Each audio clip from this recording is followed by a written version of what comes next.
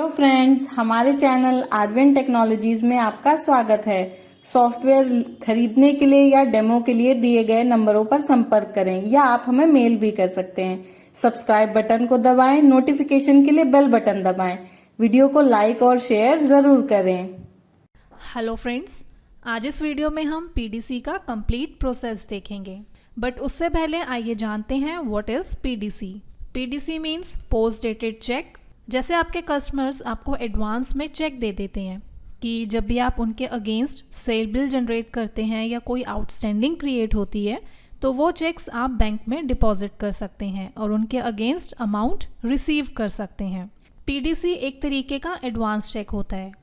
PDC और advance checks में थोड़ा सा डिफरेंस होता है, जैसे कि पीडीसी चेक में पोस्ट डेट मेंशन की जाती है या कुछ एडवांस अमाउंट मेंशन होता है, जबकि एडवांस चेक्स बिल्कुल ब्लैंक होते हैं।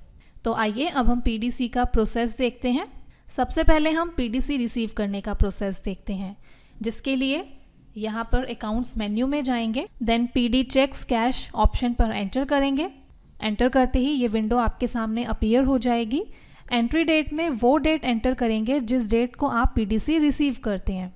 देन बिल नंबर, अगर आपको बिल नंबर पता है तो आप यहाँ पर बिल नंबर मेंशन करेंगे, और अगर आपको बिल नंबर नहीं पता है तो आप कीबोर्ड से राइट एरो की प्रेस करेंगे और पार्टी नेम मेंशन कर देंगे।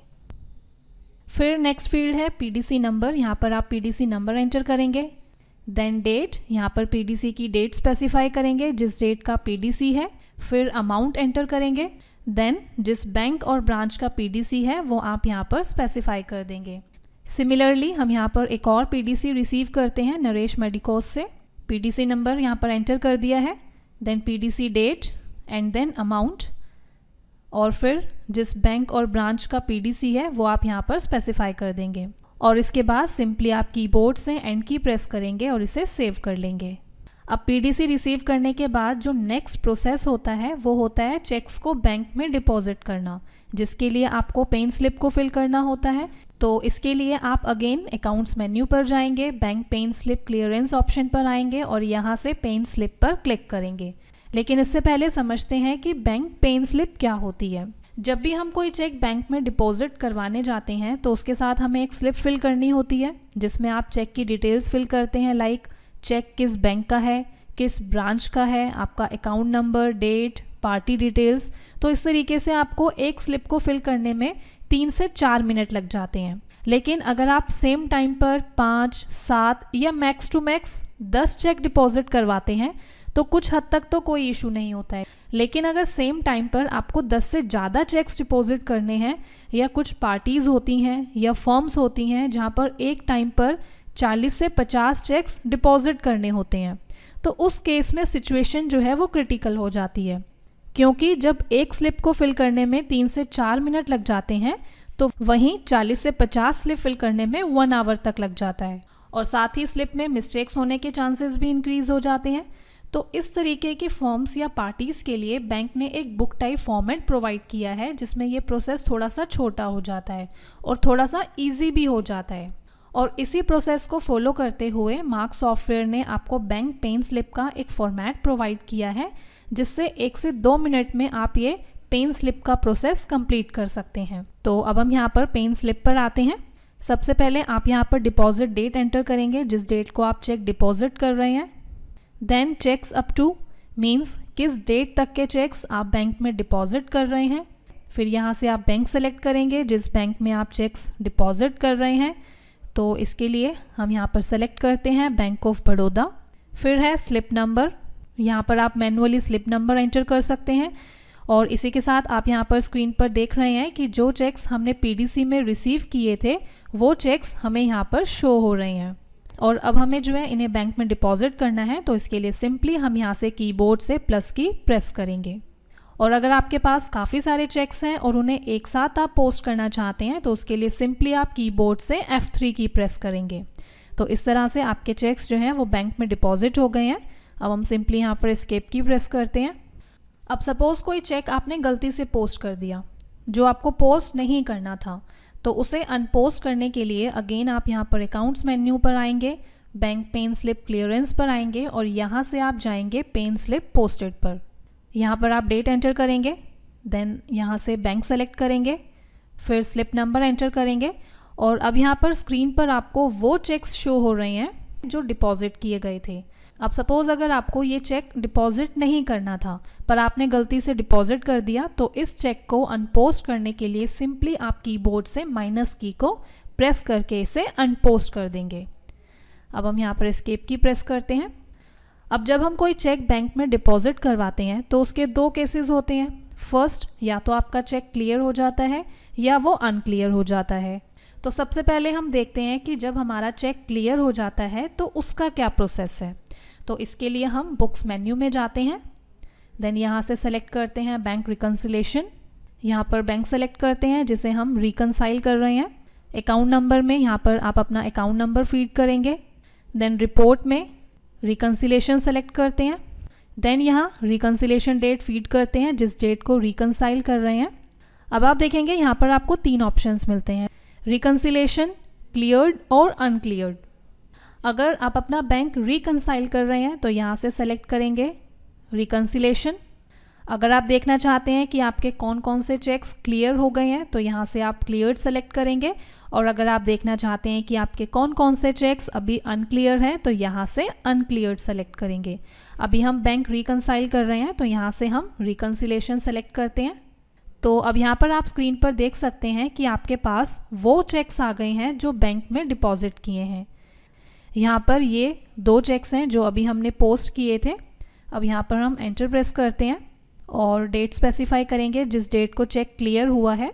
सपोज़ ये चेक जो है ये 20/10/2017 को क्लियर हुआ है, तो हम यहाँ पर एंटर करते हैं 20/10/2017। फिर यहाँ पर नेक्स्ट ऑप्शन आता है होल स्लिप। होल स्लिप मतलब कि जो भी चेक्स हमने स्लिप नंबर 2 में डिपॉजिट किए थे वो सारे चेक्स अगर क्लियर हो गए हैं तो यहाँ से यस करेंगे।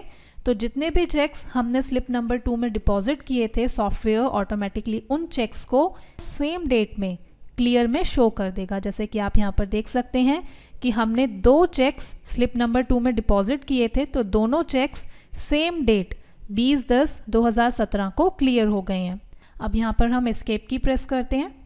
इसके बाद अगर आप क्लियर्ड चेक्स को देखना चाहते हैं तो यहाँ से आप क्लियर्ड पर एंटर करेंगे, देन यहाँ पर डेट मेंशन करेंगे कि कौन सी डेट से कौन सी डेट तक के चेक्स आप देखना चाहते हैं। तो अब आप यहाँ पर देख सकते हैं कि जो 2 चेक्स क्लियर हो गए थे वो अब हमें यहाँ पर क्लियर्ड में शो हो रहे हैं। इसके बाद अगर आप यहाँ पर देखना चाहते हैं कि आपके कौन कौन से चेक्स अनक्लियर हैं तो यहाँ पर आप अनक्लियर्ड पर एंटर करेंगे। जिस डेट से जिस डेट तक के अनक्लियर्ड चेक्स आप व्यू करना चाहते हैं वो डेट आप यहाँ पर स्पेसिफाई कर देंगे। तो इस तरीके से आप यहाँ पर देख सकते हैं कि ये चेक्स जो हैं ये अभी अनक्लियर्ड हैं। अब हम यहाँ पर एस्केप की प्रेस करते हैं और मेन स्क्रीन पर आते हैं। इसके बाद आइए अब देखते हैं कि अगर आपका कोई चेक बाउंस हो जाता है मतलब कि डिसऑनर हो जाता है तो उस केस में हम किस तरह से मार्क सॉफ्टवेयर में एंट्री करते हैं। तो इसके लिए आप अकाउंट्स मेन्यू से चेक डिसऑनर्ड एडवांसेस ऑप्शन पर आएंगे, देन यहाँ से चेक डिसऑनर्ड पर आएंगे, फिर यहाँ से पार्टी सेलेक्ट करते हैं जिस पार्टी का चेक बाउंस हुआ है। देन यहाँ पर आप चेक नंबर देख सकते हैं। अब सपोज़ यहाँ पर ये चेक डिसऑनर हो गया है तो हम यहाँ पर चेक डीडी नंबर में ये चेक नंबर मेंशन कर देंगे, देन डेट फीड करेंगे जिस डेट को चेक अनक्लियर हुआ है। फिर यहाँ पर नेक्स्ट फील्ड है बैंक चार्जेस। जब भी हमारा कोई चेक बाउंस होता है तो बैंक आपसे एज अ पेनल्टी कुछ अमाउंट भी चार्ज करता है, तो आप बैंक चार्ज फील्ड में वो अमाउंट एंटर करेंगे जो बैंक ने आपसे चार्ज किया है। जैसे कि हमने यहाँ पर एंटर किया है 250 कि बैंक ने हमसे as a penalty 250 rupees charge किए हैं। फिर नेक्स्ट है पार्टी चार्जेस। इसका मतलब ये है कि जो चार्जेस बैंक हमसे डिडक्ट करती है अगर वो चार्जेस आप अपनी पार्टी से रिकवर करना चाहते हैं तो पार्टी चार्जेस में भी वो अमाउंट आप यहाँ पर मेंशन कर देंगे। फिर यहाँ पर नेक्स्ट है ऐड इन। यहाँ पर आपके पास 2 ऑप्शंस अवेलेबल हैं, next bill and accounts. Means जो चार्जेस आप अपनी पार्टी से रिकवर करना चाहते हैं वो आप उसके अकाउंट में डायरेक्टली ऐड करना चाहते हैं या नेक्स्ट बिल में। अब सपोज़ हम नेक्स्ट बिल में ऐड करना चाहते हैं तो यहाँ से हम सेलेक्ट करते हैं नेक्स्ट बिल। तो अब आप यहाँ पर देख सकते हैं कि सॉफ्टवेयर ने ऑटोमेटिकली यहाँ पर चेक डिसऑनर्ड के अगेंस्ट एक एंट्री को यहाँ पर जनरेट कर दिया है और जो बैंक ने आपसे चार्जेस लिए हैं वो यहाँ पर ऐड होके आपको शो हो गए हैं। और अब आप यहाँ पर सिंपली इस बिल को सेव कर लेंगे। सेव करते ही आपके पास पीडीसी स्टेटस के 3 ऑप्शंस आते हैं, not required, cheque represent and save in PDC. अगर आप इस चेक को रिटर्न कर रहे हैं और इसे आप अपने पास नहीं रखना चाहते हैं तो यहाँ से आप सेलेक्ट करेंगे नॉट रिक्वायर्ड। नेक्स्ट ऑप्शन है चेक रिप्रेजेंट। अगर इस चेक को वापस बैंक में रिप्रेजेंट करना चाहते हैं या किसी और अकाउंट में रिप्रेजेंट करना चाहते हैं तो यहाँ से आप चेक रिप्रेजेंट ऑप्शन को सेलेक्ट करेंगे। फिर है सेव इन पीडीसी, जिसका मतलब है कि अब अगर आपका जो चेक डिसऑनर हुआ है उसको आप फिर से पीडीसी में सेव करना चाहते हैं तो यहाँ से आप सेलेक्ट करेंगे सेव इन पीडीसी। तो फिलहाल अभी हम यहाँ पर सेलेक्ट करते हैं नॉट रिक्वायर्ड। इसके बाद अब आप यहाँ पर देखेंगे कि जब भी हम अपनी पार्टी का बिल जनरेट करते हैं तो जो बैंक चार्जेस आपने नेक्स्ट बिल में मेंशन किए थे, जब भी आप उसका नेक्स्ट बिल क्रिएट करते हैं तो सॉफ्टवेयर ऑटोमेटिकली 250 रुपीज़ जो आपने चार्ज किए थे बैंक चार्जेस में ऑटोमेटिकली बिल में ऐड कर देता है, जैसे कि आप यहाँ पर स्क्रीन पर देख सकते हैं। इसके बाद अब देखते हैं कि जो चेक्स आप पोस्ट कर चुके हैं अगर उन्हें आप देखना चाहते हैं तो उसके लिए आप यहाँ पर अकाउंट्स मेन्यू में जाएंगे। देन यहाँ से आप बैंक पेन स्लिप क्लियरेंस से पेन स्लिप पोस्टेड ऑप्शन पर आएंगे। देन आप यहाँ पर डिपॉजिट डेट मेंशन करेंगे, जिस डेट को चेक डिपॉजिट किए हैं। फिर बैंक सेलेक्ट करेंगे जिस बैंक में डिपॉजिट किए हैं। फिर स्लिप नंबर एंटर करेंगे।